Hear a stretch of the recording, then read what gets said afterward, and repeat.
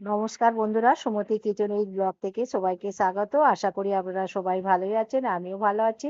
আজকে একটা নতুন রেসিপি আপনাদের সঙ্গে শেয়ার করেছি। আজকে হচ্ছে নিরামিষ থোড়ের ডালনা করেছি। কিভাবে নিরামিষ থোড়ের ডালনা করলাম আপনারা প্রথম থেকে শেষ পর্যন্ত দেখুন, আশা করি ভালোই লাগবে। আসুন তাহলে।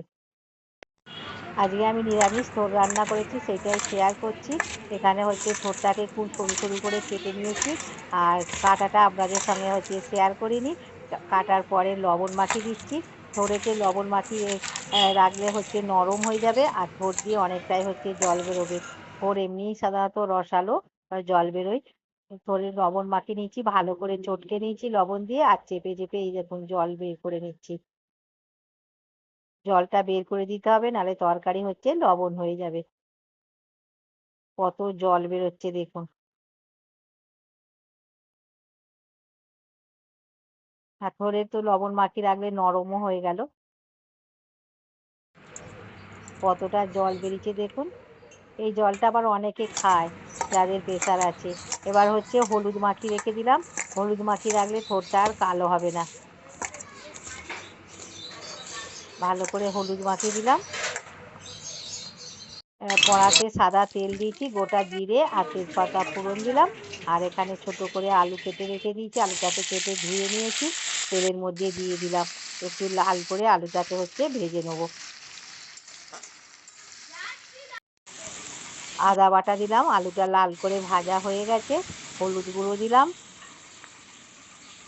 থোড়েতে হলুদ মাখানো আছে সেই বুঝে হলুদটা দিলাম। আর ঝাল লঙ্কার গুঁড়ো দিলাম, জিরে গুঁড়ো দিলাম। দিয়ে এবার মশলাটাকে ভালো করে হচ্ছে কষে নেবো। আমি শুধু আলু দিয়ে করছি, আপনারা এতে ঝিঙে দিতে পারেন, কুমড়ো দিতে পারেন। ভালো করে হচ্ছে কষে নিচ্ছি। থোড়ের জলটাকে লবণ দিয়ে চটকিয়ে খেলে হবে না, লবণ ছাড়া চটকাতে হবে, তবেই সেই জল খাওয়া যাবে। কষা হয়ে গেছে। আর হচ্ছে ভিজে ছোলা দিলাম। ছোলাটাকে ভিজিয়ে রেখেছিলাম, ভিজে ছোলা দিলাম। ভালো করে ছোলাটা দিয়ে নেড়ে নিলাম আলুর সঙ্গে। এবার থোড়টা দিয়ে দিচ্ছি। থোড়টা কতটা জল চিপে বের করে নিয়েছি দেখুন। মানে লবণ জলটা বের করে দিয়েছি। লবণটা না বের করে দিলে আবার লবণ হয়ে যাবে, সেই জন্য লবণ জলটাকে চিপে বের করে দিয়েছি। দিয়ে মশলার সঙ্গে ভালো করে হচ্ছে নেড়ে নিচ্ছি।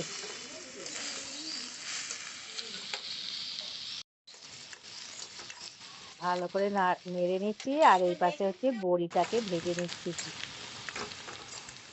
বড়িটাকে তেলের মধ্যে একটু লাল করে ভেজে নিচ্ছি। ভাজা হয়ে গেছে, নামিয়ে নিচ্ছি। আর এই পাশে ছোটটাকে আবার হচ্ছে নেড়ে নিলাম।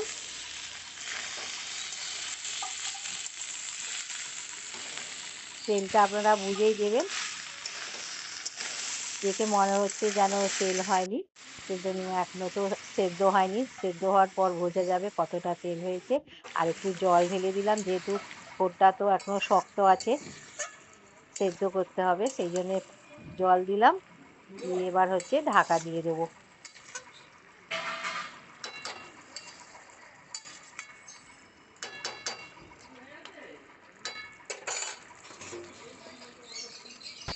ঢাকা দিয়ে দিলাম।